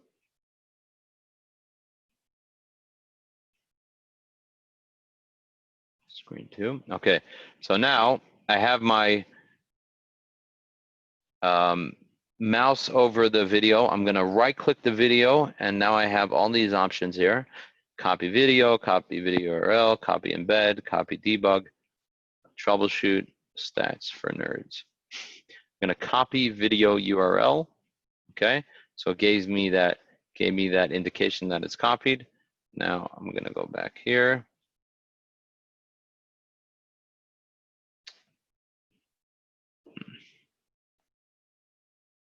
Paste, and it is now inserted into my slide.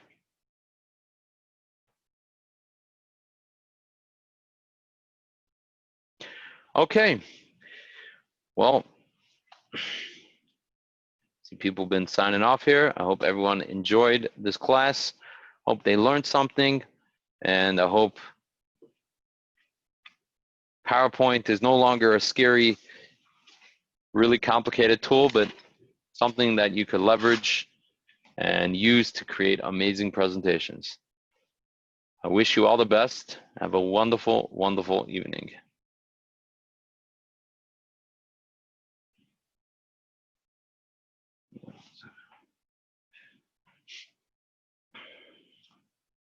So I just want to make sure I have that one email there. Let me just stop my share. Okay. All right.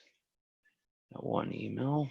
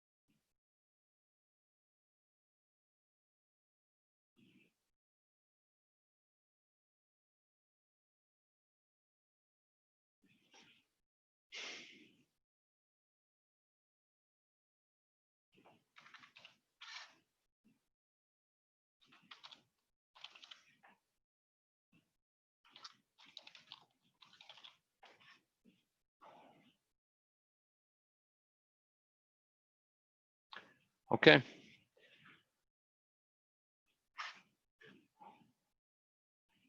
Have a wonderful evening, everybody. Take care.